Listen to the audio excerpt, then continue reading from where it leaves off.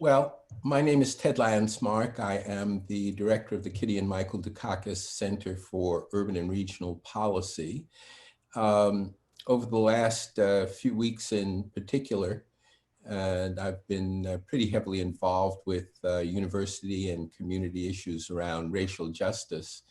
I found it interesting to read through some of the questions that have come in prior to this conversation, where several people have said, gee, it's nice to get back to talking about environmental policy.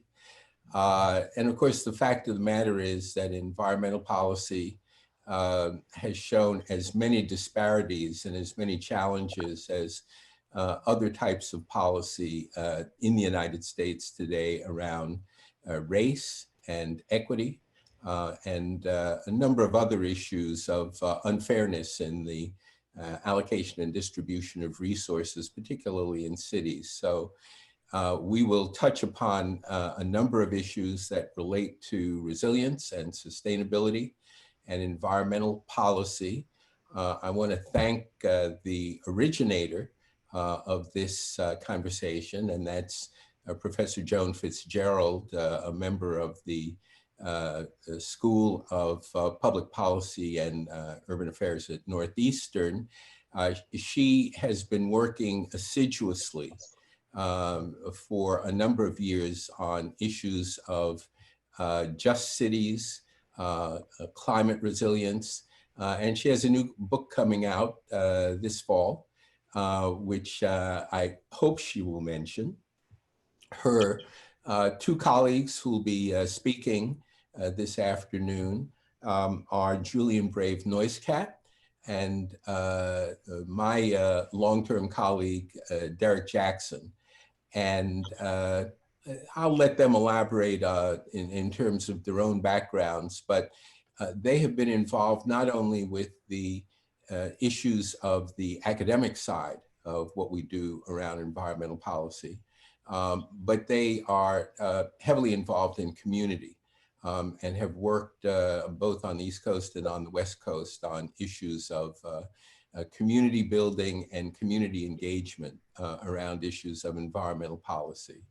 So with that as a brief background, again, please mute yourselves.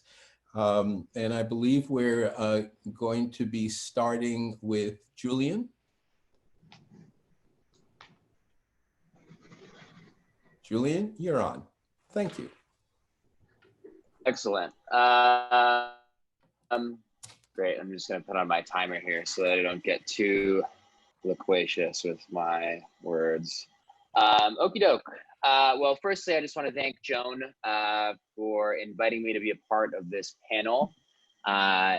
Today, I'm going to be talking about my hometown of Oakland and some efforts led by community organizers, activists, and also some environmental justice and climate policy experts there to implement what is effectively a Green New Deal for Oakland.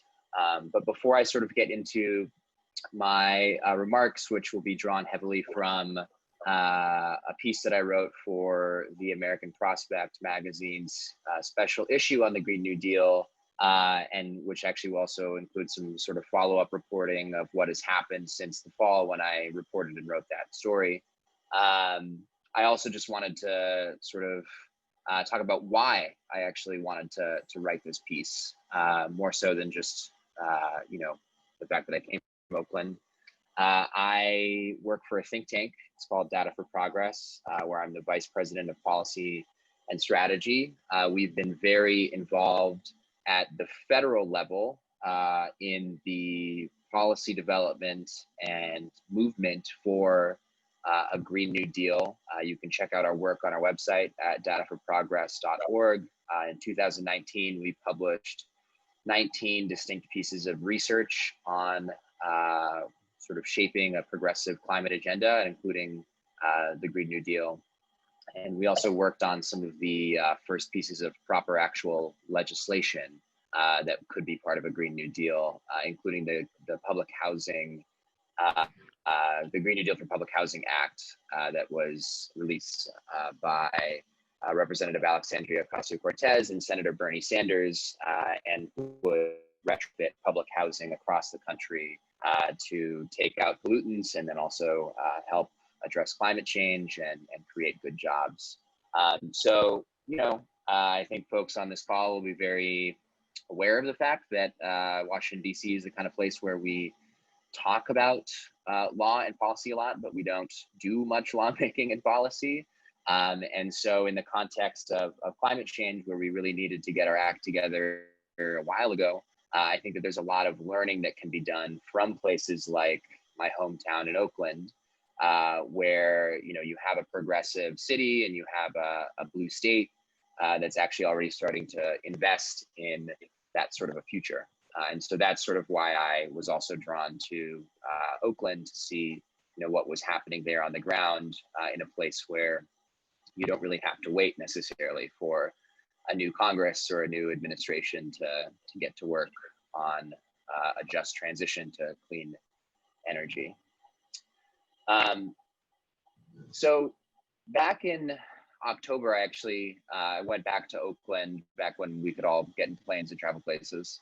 And I interviewed a bunch of activists, and sort of the main activist that I was drawn to was this guy named Colin Miller, who lived in East Oakland, and who I met at his house. He has a kind of like, has like a down to the urban farms kind of vibe.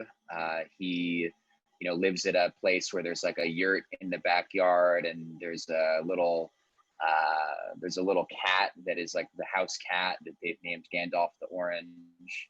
It's like a very Bay Area, alternative living kind of vibe that this guy has cultivated.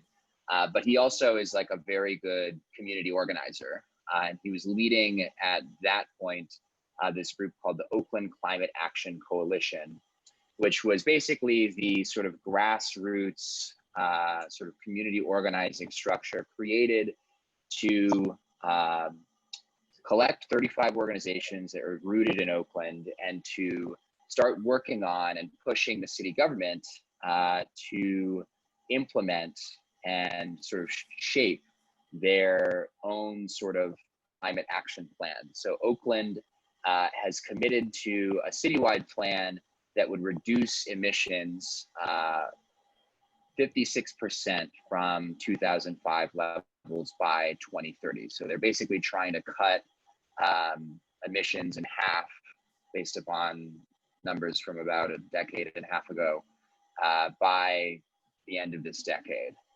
And they want to do that in as equitable a way as possible. As Miller put it to me, quote, "Our mission is to build the resilience of frontline communities for a just transition away from extractive industries and towards a regenerative economy." So a lot of buzzwords in there, but basically what he's saying is that frontline communities that are on the hazardous edge of poverty and pollution are the ones that should be leading a transition towards a clean energy-based economy and away from polluting industries and towards a more sort of just and redistributive economy. And a place like Oakland in a blue state like California is a place where we might actually be able to start testing out some of those ideas on the ground. After interviewing Colin and talking to a number of different sort of experts in the environmental justice community, which is actually very strong in the state of California, it became very clear that sort of the challenges to implementing that kind of an idea on the ground were threefold. Firstly, you have a challenge of scale that city governments are absent federal action really sort of can struggle to reach. So right now, the sort of Oakland community is looking at maybe like a couple of tens of millions of dollars of investment into sort of a transition.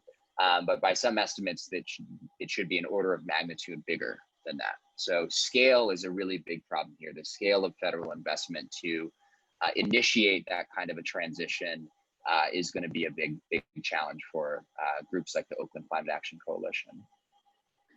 The second thing that is sort of big on the ground is the sort of legacies of segregation and racialized inequality and pollution.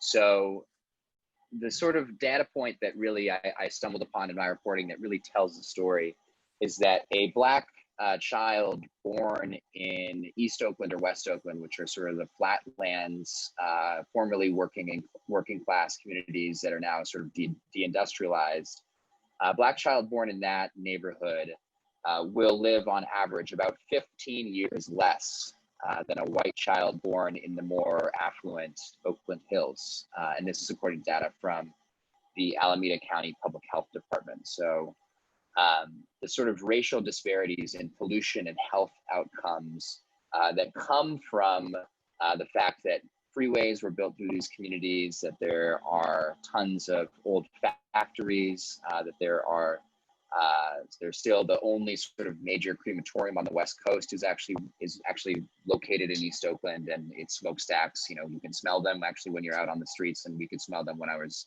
interviewing Colin just outside of his apartment. And so that sort of legacy has created major sort of environmentally driven public health disparities on the ground. And the environmental justice advocates who've been working on these issues for decades will tell you that legacy, the legacy of pollutants that are not just carbon, must be part of sort of the set of problems that we're addressing with sort of climate investments. So we can't just have a reductive sort of carbon-centric view of how we're going to take on climate change. We also need to be talking about co-pollutants, about particulates in the air, and how we can measure and address those problems. So that's another big issue here, is that we can't just be focusing on carbon.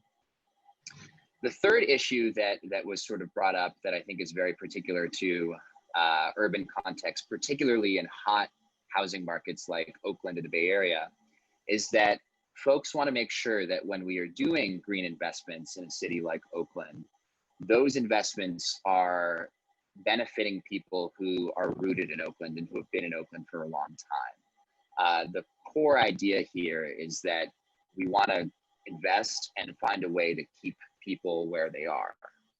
We don't want to sort of further displacement, which is a huge issue in the Bay Area and in many sort of gentrifying urban contexts across the country. Basically, half of Oakland renters right now are housing cost burdened, which means that they spend more than 30% of their income on rent.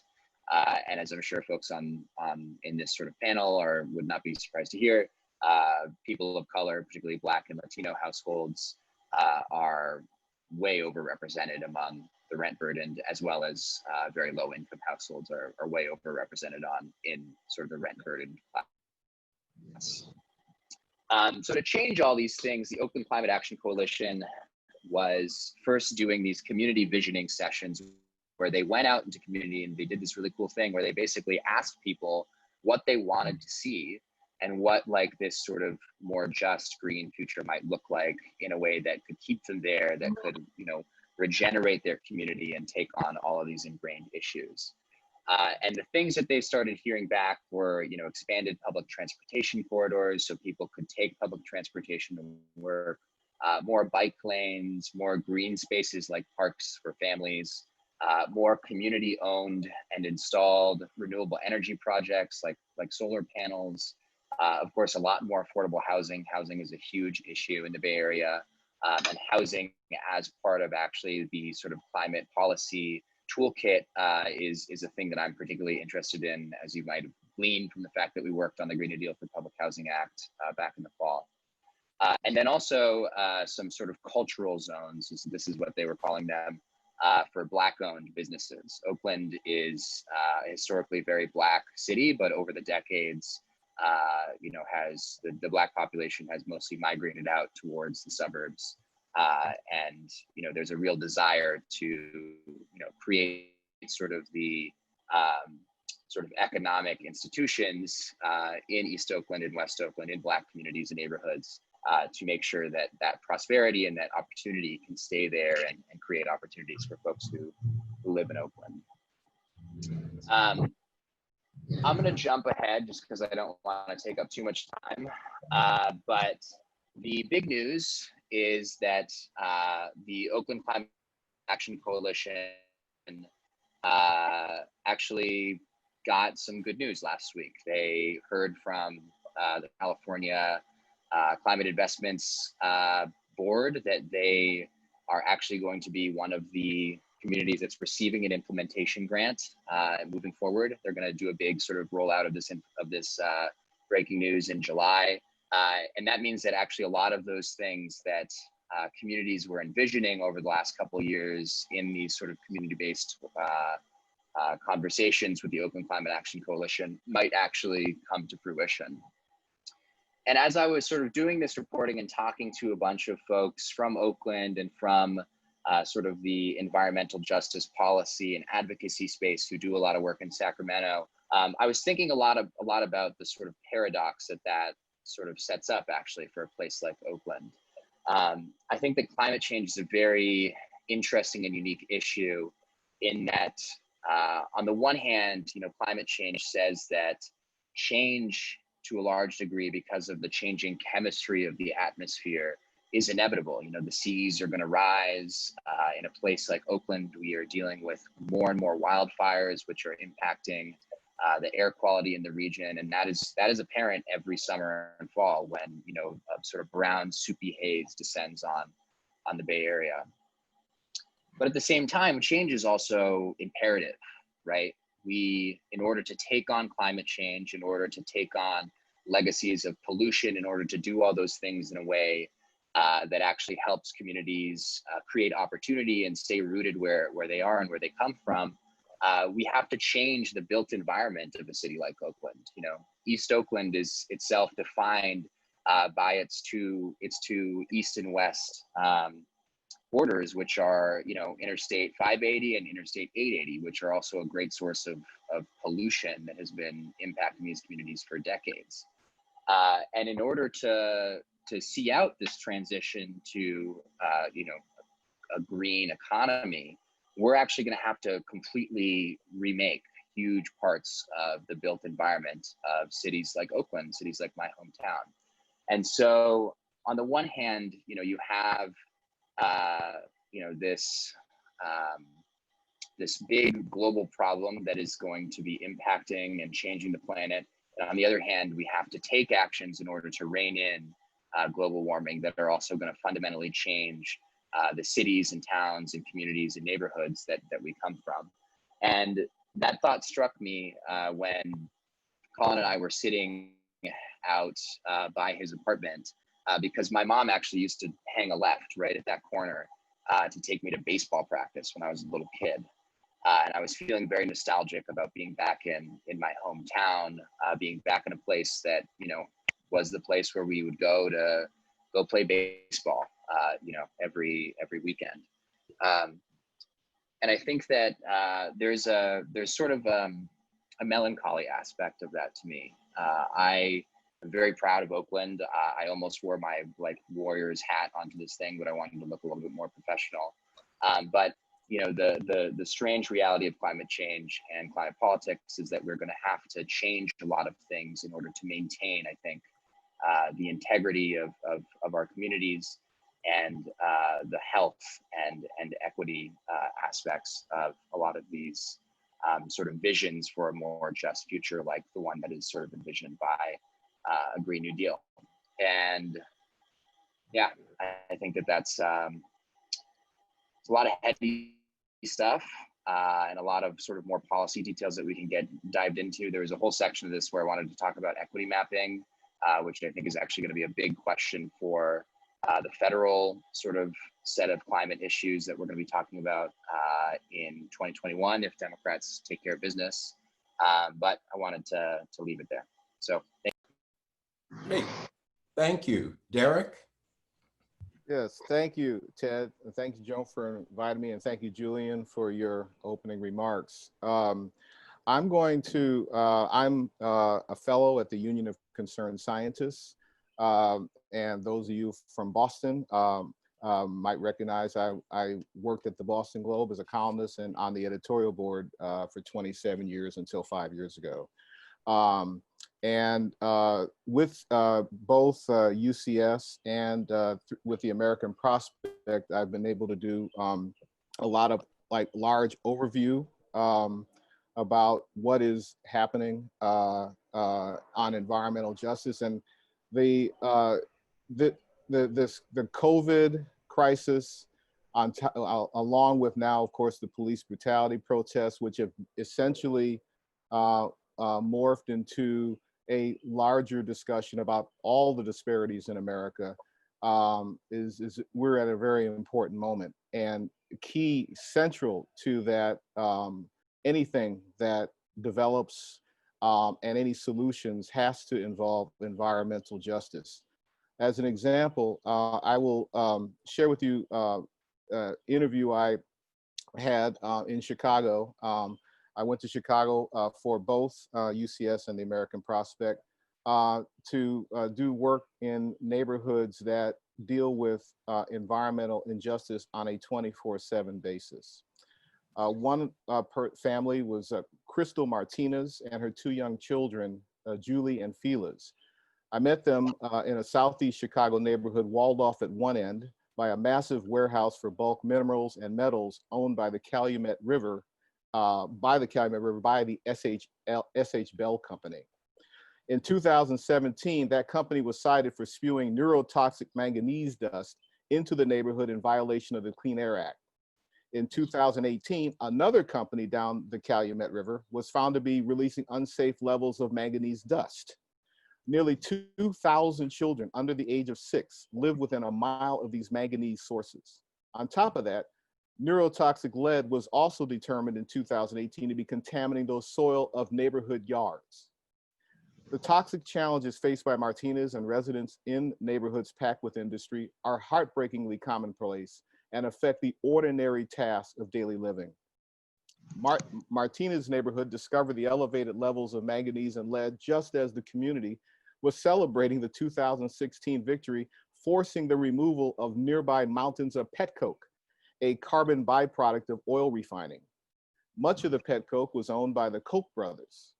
The wind often blew black clouds of petcoke dust so overwhelming it penetrated inside homes to stain curtains, couches, and countertops. Martinez said to me, "It was a mess in the summer when people kept their windows open. She was about to drop her children off with her mother to head to her childcare job. You'd wash the house one day and the kitchen table was black the next day. Some days it was so bad, you'd have to keep the windows closed on the hottest days. You didn't even want your dog to go outside. You could see the dust on our flowers." Even with the petcoke gone, elevated levels of particulate matter, thank you, Julian, for leading into that for me. Elevated levels of particulate matter from the many industries along the Calumet penetrate the lungs of children. In the heavily Latino and African-American working class zip code where I interviewed the Martinez family, child asthma emergency room treatment waits are 4 times higher than for white children in Chicago. Martinez said, "There's just too many factories around here. They say it's better, but on some days there's still dirt and dust. There's still piles of salt that blow around. A lot of people are sick around here. My daughter has asthma. I have an uncle with asthma. People complain that their skin gets irritated." These are called, what we call in the environmental justice community, these are fence line communities. And the commitment to these communities has to take center stage in any anything resembling a Green New Deal. And that starts at the top. I'm sure most of you are quite aware of the trumpet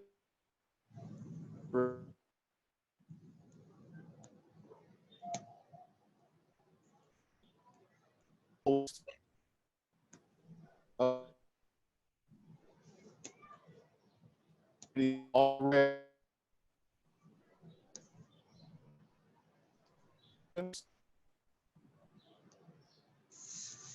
Derrick, we have a bit of a glitch, it seems, with your connection. Okay, hold on. Let me switch. I have a backup. I have a backup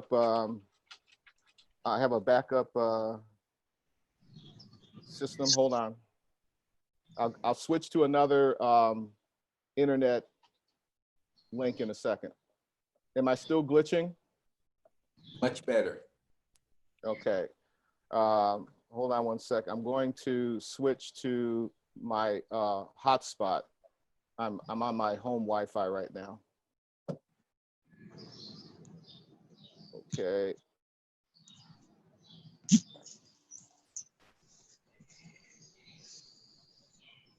All right. Is that better? Okay. Okay. Great. Basically, African Americans make up nearly 13% of the population, but account for 24% of people who live within a half-mile of a brownfield site. Latinos, Latinx, who make up 18% of the population, make up 26% of people who live within a mile of a Superfund site. I won't belabor how many regulations the Trump administration is trying to roll back that would directly affect families like this, but we'll take one. Let's take the mercury air toxics rule. The Trump administration, under the Obama administration, the EPA set new rules that would, in their estimation, excuse me, somebody's in the kitchen. And I think I know who it is. Whoever's in the kitchen, please mute your microphone.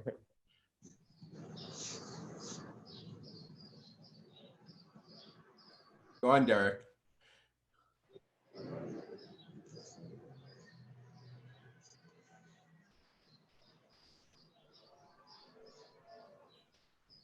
I think we lost Derrick. Should I go back on? All right, Joan, why don't you begin? Okay, and then he can come back on. Right. Okay, let me start by thanking my partners in the Dukakis Center Climate Just Cities project, Jenny Stevens, who's the director of our program, and two PhD students, Cassandra Valcour and Gloria Schmitz. In my recent book, Green Ovation, and Ted, it is out now, I talk a lot about eco-districts. And the idea is a city takes a huge swath of land, maybe an old industrial area, and renovates it, but does it in a way that integrates all aspects of climate planning. So renewable energy, efficient buildings, stormwater management, all those elements are integrated. And it's a really good way to establish exactly how close we can get to the very ambitious climate goals that many cities have created. And so I've looked at them in Stockholm, in Vancouver, Hamburg, San Francisco, and Malmö, Sweden. And unfortunately, except in Malmö, one case, one of the things we see in these areas is a process called eco-gentrification. And that is, you clear out this area and it ends up being this island of green that's occupied only by upper middle class and generally white people. And so I think, given the circumstances that everyone's described already, the question we have to ask is, can we do this idea of taking a district and totally regenerating it along green, sustainable principles? Can we do that in a way that doesn't create eco-gentrification? So can we address the environmental pollution that Derrick and Julian subscribed of many low-income areas, and redevelop Black and Latino communities that have been so vulnerable in the past? The answer is we have to. That has to be front and center of what we're doing in climate action planning. But it can't be some grand idea that the director of sustainability comes up with and then implements in these neighborhoods. So the first focus of our Climate Just Cities project has been about talking to cities that are doing it right in terms of co-creating a plan for how to revitalize communities as part of a city's climate justice plan. And so in these cities, what they've done is said, our action will take place in frontline communities first. And then they go through a participation process to co-create the plan. And so the first thing in the cities we've been talking to, Baltimore, Austin, Cleveland, Oakland, and others, is to have all the staff go through anti-racism training, because you can't be on the ground talking to people if you're not sensitive to how you're talking to them. But the other part is getting a wide swath of the community in participation. And these cities have been developing very creative means. We talked to the mayor of Cleveland the other day, and he was telling us, like many cities, if you're asking people to participate in a long-term process, you better be prepared to pay them for their time. And so that's one aspect of it. You better have childcare on site. You better do a lot of outreach to make sure you're getting participation that extends beyond tokenism. And we in urban planning have a really bad history of that, tokenistic participation. And in each case, the cities have devised a strategy that's been very effective. And now what they're trying to do is figure out in this COVID environment, how you recreate that in another way. So the idea of an eco-district is, of course, creating a zone on which you focus a lot of a city's work. And so if urban planning has a bad history with participation, we probably have an even worse history with this idea of creating zones. So we've had enterprise zones, empowerment zones, business improvement districts, neighborhood improvement districts, and the latest issuance of that, opportunity zones. And what's interesting about that Derrick and I were discussing yesterday, is that these zones were never created with the intention of creating systemic change. So what if that were the goal of this? Could we do a neighborhood or zone or district based? And I think the answer is yes. And so let me just point out a couple of examples. The first one is Providence, Rhode Island. And Derrick wrote about Providence in his piece in the Prospect. And what's interesting is they don't have a climate action plan. Providence has a climate justice plan. So yes, they're ambitious. They're going to be carbon neutral by 2050. But what makes a climate justice plan different is that the frontline communities lead. As I mentioned before, they're part of the planning process. But whether you're going to do 100% renewable energy, the way Cleveland has proposed, you start in the frontline communities with that goal. And so what they're grappling with in this movement in Providence is just how you do it without creating gentrification. Another example is Oakland. So building on what Julian talked about, I did some interviews and published those on Planetizen. Again, looking at West Oakland, as you described, Julian, highways, a waste treatment plant, an oil peaker plant. And so going into that neighborhood, what they're doing is deep decarbonization of the housing stock. Well, that addresses one issue, energy poverty, by making homes more efficient. But the other thing they're doing is fuel switching. And that is getting all the fossil fuels out of a building, electrifying it. And that has enormous implications for the indoor air pollution. And then when it gets to the outdoor air pollution, they're building renewable energy, but also with storage. And that allows them to get that peaker plant out of the neighborhood. So I see Dave Quealy's on the line, so just wanted to mention one local example where he's leading an eco-innovation district in Boston. And they're doing energy retrofits, renewable energy, urban agriculture. But the other thing they're doing is stormwater management, and they're connecting that to jobs and job training for people in the community. And people in the community are getting a national certification in kind of green infrastructure installation and management. So I'll stop there at these examples. Being an optimist, I'm really hopeful we can take this idea of the eco district, expand it either to the green justice zones, whatever you want to call it, and really do it in a way that tries to create systemic change. Thank you. Well, thank you. This is the moment in the national electoral cycle wherein policies are developed and debated, and we'll certainly see a fair amount of that between now and November, and then in the beginning of next year. We have a number of questions that are asking, what are the policies that elected and public officials need to be pursuing at this point or developing, particularly in the context of reduced resources that we anticipate experiencing between now and probably a year from now. So what are the public policies that we should look at?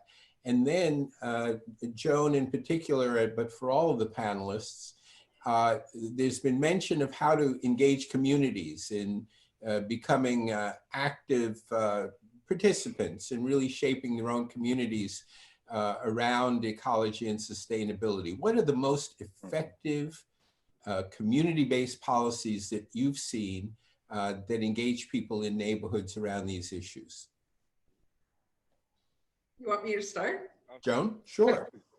In terms of policies, I think at the federal level, we need to commit to a new kind of urban redevelopment program along the lines of what I've talked to about. But also, if we look at states like California, how they're able to fund the work that they're doing in Oakland is through their cap and trade system, which has a certain percentage dedicated to working in low-income communities. A lot of it doesn't involve money. It's supporting different technologies. So if you look at electric vehicles, renewable energy, you know, we've taken away the federal tax credit on both counts. And so those aren't high cost items that can be implemented at the federal level. But we see, as both Derrick and Julian mentioned, their cities can't do this alone. There needs to be a level of support from the state as well.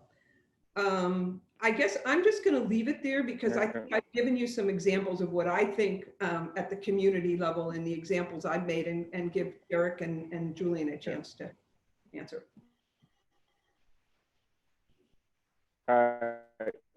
Can you hear again, Joan? Can you hear me again? We see you're back. Hopefully you'll have a better connection. So carry on. Yeah, I'm on my cell phone now. So hopefully this is it. So Joan, in the time that I was electronically disabled, did you mention Providence at all? I did. And I talked about what we talked about yesterday, and I did the reverse. Yeah. Great. Okay. Well, then that's I would say other things I have seen in Chicago in particular, activism has might have started with one issue and has become a much bigger community growing encompassing strategy for communities. The one that I will cite is Little Village in Chicago. They originally started off protesting an old coal plant, and their protests got that coal plant shut down. But they didn't stop there. They are engaged in all kinds of community rebuilding. They have a beautiful new park and other kinds of things going on. And so I think, you know, both federal and state folks really have to support these grassroots efforts. And as you probably have mentioned, getting input from the beginning from folks as to what they want. So much of urban renewal, which really was urban removal, was because it was top down, removing poor people. So you know, there's certainly enough examples around the country. Julian speaks to one of them, and I'm sure you rattled off several because one thing I just like to, for instance, if you ask people if how much Black and brown people care about renewable energy, polls might say, we don't know, they're so concerned about other things. But actually, what's kind of not really known is that African Americans and Latinx in polls care more about climate change than white Americans in polling. So we should not underestimate what people want, need, and their concept of what a renewable world could look like that includes them. One of the questions that's come up is around what the grassroots efforts are that are going on in the greater Boston area. And they're quite extensive, from neighborhood groups in Chelsea and Roxbury to many of the youth activities that have engaged a number of high school kids in particular. Could any of you talk about some of those programs in Boston, and maybe David Quealy can elaborate a bit more on the very comprehensive way in which he's trying to address these issues?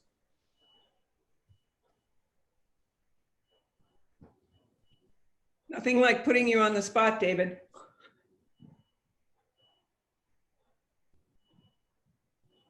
He's not speaking. Sorry, I was multitasking there for a minute. Can you all hear me okay? Yes. Okay. So thanks for the opportunity to speak. Yeah, for a number of years, we've been pursuing the notion of neighborhood scale sustainability, pretty much what Joan was talking about. And that's resulted in something we're calling the Talbot-Norfolk Triangle Eco-Innovation District. So we've layered a number of strategies on top of each other, everything from getting folks to work on energy efficiency on their homes as a low-hanging fruit way to save money, to the notion of democratizing solar. So we, as Codman Square Neighborhood Development Corporation, a CDC that builds affordable housing, have put solar on about 16 of our buildings. And we're still exploring the idea of taking some excess energy and giving it to the folks that have actually started their process of energy efficiency by doing insulating their homes. The most recent thing we've been working on that I think Joan alluded to was the notion of creating green infrastructure jobs. How do you begin to create jobs for men of color in particular who've been displaced by society, reentry citizens, people of color, and get them certified through the National Green Infrastructure Certification Program. So we are planning to both create jobs, but also get those certified folks doing work in their own neighborhoods on green infrastructure. We know that green infrastructure is going to be critical as climate warming continues, as stormwater continues to increase. And so how do you begin to basically make lemonade out of these lemons, get people certified, get them working on projects to both build and maintain green infrastructure projects, depaving, creating rain gardens, and that sort of thing. So that's a quick snapshot of what we're up to. I'm happy to answer questions offline too. Great, and your contact information has been posted on the chat. We're also reminded of groups such as Green Roots in Chelsea, Sunrise Boston, Sunrise Northeastern, and then some of our larger groups, nonprofit groups, have also been working around community engagement. The Emerald Necklace Conservancy has been doing some planning to increase community engagement in green activities along the Emerald Necklace. The trustees, formerly the trustees of reservations, have been doing some youth work in East Boston and in Roxbury and Dorchester. And Boston Harbor Now has been doing some work along the waterfront to engage young people as well in thinking differently about the environments that they're in. One of the efforts that was initiated a few years ago involved creating community benefits agreements. And I wonder to what extent communities can enter into contractual arrangements that generate funding so that if development is going on in their neighborhoods, the neighborhoods themselves can experience a line of funding that supports their environmental efforts. I can speak to that a little bit. That actually is a community benefits agreement originated in Chicago. And it was with the Chicago Bulls coming in and building, and that they extracted certain benefits, whether it was job training, parks, other kinds of development for as a result of their being there. I think Los Angeles is the city that has taken that up the most. They did it with the Staples Center, and are also doing it in a very different way around technology. So Los Angeles is converting all of its buses to electric. And in the process of doing that, organizations said, Jobs to Move America in particular, and Lane said, if you want to produce or sell buses to Los Angeles, you have to produce them here. And a Chinese company, Build Your Dreams, came in, and they were able to make sure that those were well-paying union jobs with priorities from people in Los Angeles and in some of their frontline communities. So it's another type of community benefit agreement. I just want to ask Julian, you didn't get a chance on that last question, if you have any comments to make there. Yeah, I mean, it was a big question. So I think firstly, one of the lessons learned, and that's going to be very important amidst the pandemic, is how we define and target sort of need in sort of an environmental versus a public health frame. And there's going to be a lot of politics around that. And there is a lot of politics actually around that in a place like California. So in California, basically the Cliff Notes version of the history is that the environmental justice communities and movement there was primarily opposed to cap and trade when it came in. There was research, and still is research, that suggests that cap and trade actually increases hotspots of pollution in fence line communities like Richmond in the North Bay.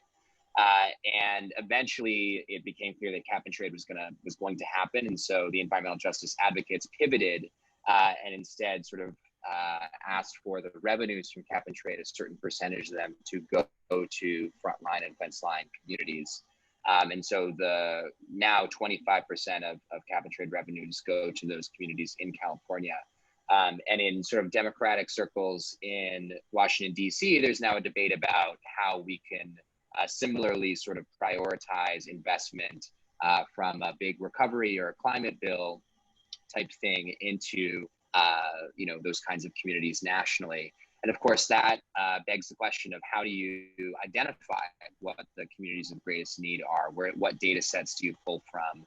And how do you sort of score and target need? And I think basically there's a lot of lessons to be learned from the tool that was developed in California to do this. It's called CalEnviroScreen, and sort of the regional politics of getting that prioritization of investment that sort of emerged, where places like LA and the Central Valley, tended to benefit more, and now it looks like Oakland's actually gonna get investment from that program. There's also a lot of politics around, whether you use environmental indicators or some other sort of public health indicators, and what, exactly is the sort of scoring rubric and mechanism to be able to do that. And also, of course, how often we can get updated data, on sort of other forms of particulates in the air, et cetera, et cetera. So this is going to be actually a huge area of importance and consequence in my view, of sort of if the United States ever gets its act together to create its own sort of climate policy infrastructure. How we update the EPA's EJ screen is going to be, I think, a really consequential question, and one that is, very much shapes what happens on the ground right now in a place like Oakland, where community is now from. The note here is that Obviously, housing is not usually considered part of sort of the climate policy conversation traditionally. I think it's more becoming more integrated now. But generally speaking, we don't really have much housing politics at the federal level. It's only been in pretty much the last year or two that there has been any sort of meaningful federal focus on affordable housing policy, on public housing, on tenants' rights, all that sort of stuff. That's mostly coming from the progressive space. And I think, you know, particularly talking about the urban context where housing is such a high priority issue, and also a place where we really could be doing some, you know, pollution and other sort of retrofits to mitigate climate and environmental health harms. You know, there's a whole set of issues there that could be federalized in a way in the coming decade that are not currently, that I think are areas of interest to me, and in ways that decarbonization and adaptation sort of agendas could actually, you know, become kitchen table issues, which I think is another set of conversations that people have been having for a very long time about how we make climate change feel like something that matters and you know, touches people's lives intimately and personally, and you know, it hits the pocketbook kind of a thing. So those would be my thoughts about that earlier. Yeah, a number of us at Northeastern are working with the federal government to anticipate what some of the post-COVID investments and post-COVID policies may need to be to increase investment in communities. And it's clear that health issues will predominate, and those health issues will have major impacts, not only in terms of racial disparities, but also in terms of environmental factors. And so I wonder what the panelists think some of the other key impacts of the virus will be in terms of shaping policy in the years to come. Well, unfortunately, the bad news is that the same mentality that left neighborhoods with industry in the name of the economy, quote unquote, the same thing is now happening with COVID.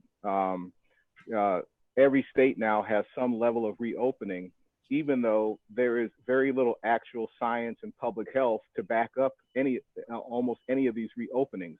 And unfortunately, we are seeing these chickens coming home to roost right now, because according to the Atlantic's tracker about safe reopenings, 27 states are in the red of trending poorly towards safe reopenings, and only 7 states are trending better.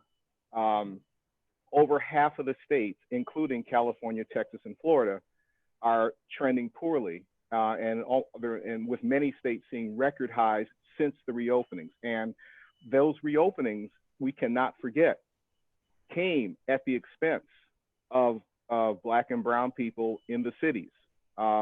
Most mayors pleaded with governors, particularly in the South, to not reopen it, or it's too soon or too much, because they've been hit too hard and still recovering. And so already the initial response from COVID is that has been to ignore what has happened in Black and brown communities for the sake of the quote larger economy. So that is not a good sign. What I do hope out of this is that we do recognize that these mentalities are connected, and try to root them out, because if you can change the shift, change the focus for environmental justice, and put a focus on remedying the proximity to pollution for certain communities, that's a huge step toward the comorbidities of asthma and so forth that put Black and brown people and Native Americans on the reservations at higher risk for getting COVID. So the initial look is not good, and I hope people get really concerned about a systemic way to change it. So it's pretty clear that environmental justice and community health are going to be linked, and the ways in which we develop some policies around those between now and the end of this calendar year could very well affect funding streams in the years ahead. In these closing minutes, I want to go to Joan and then Julian, and let us know, and Derrick, and let us know what your final thoughts may be on this subject. Okay, my final thoughts are going to take to the issue that I see in the chat about housing. And if I may be so shameless, in Greenovation, I talk about this architect in Philadelphia, Tim McDonald, and he built a passive house, low income housing, just to see how much more it would cost than regular housing, and discovered not much. And passive house is the idea you need almost no external heating or cooling, and you can do it in the Northeast, you can do it just about everywhere.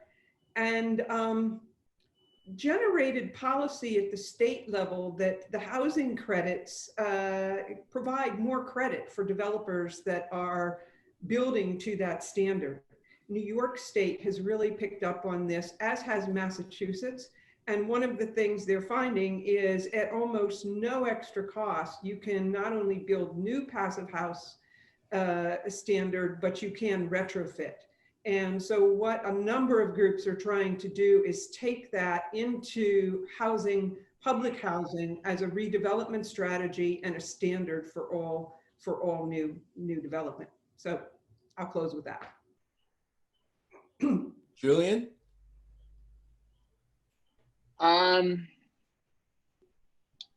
The thing that's really on my mind that I just want to close with is that we also, in addition to our policy analysis at the think tank where I work, Data for Progress, we also field a lot of public opinion polls and do a lot of research on that front. And what has been really encouraging is that we've seen support for a broad swath of sort of social democratic policy reforms, everything from Medicare for all to a Green New Deal, and also just like things like green jobs jump up like 10 points or more amidst the pandemic and this sort of economic downturn. And my question that I always come back to is, I think that there's a big sort of democratic, small d democratic energy rising in favor of the kind of politics that could make, the policies that we want to see happen actually on the ground and maybe even at the federal level. But the question I always return to is whether the sort of institutional obstacles to making that happen in a place like Washington, D.C., where I live, will be able to bend to that democratic will. I'm very concerned about the sort of deficit fear-mongering that has sort of taken up again among Democrats in swing districts on Capitol Hill. And also generally very concerned about sort of the posturing that we've been seeing from, more moderate Democrats who are convinced that for some reason the word climate change is too partisan. And so, I'm really worried that when it comes time and we have the power to actually start doing a jobs, infrastructure, clean energy recovery type bill, those old habits might die a little harder than we wish they would. Derrick? Yes. My number one thing is we must, assuming a new administration comes in, we must rebuild the Environmental Protection Agency to actually become the Environmental Protection Agency again. And this issue and the reminder of how much these are tied together was said no better than by Mustafa Santiago Ali, who was the former and last senior environmental justice advisor in the EPA. And he said, Black communities are dealing with the systemic racism that has infected the policing in our communities that is literally choking us to death. The rolling back of environmental rules and regulations has us gasping for air due to the cumulative public health impacts from the burning of fossil fuels. When we say, I can't breathe, we literally can't breathe. And so it's time that the number one thing I want to see from the federal level is to make the EPA breathe again. And so it can breathe for so many people who don't normally speak for themselves. Love that. There are a number of questions we obviously couldn't get to in this hour. They're fascinating. They run the gamut from how we engage more people in recycling to how we address fundamental changes in our transportation systems and the urban planning necessary to make those transportation systems work more effectively, what we do about food distribution and urban gardenings, urban agriculture.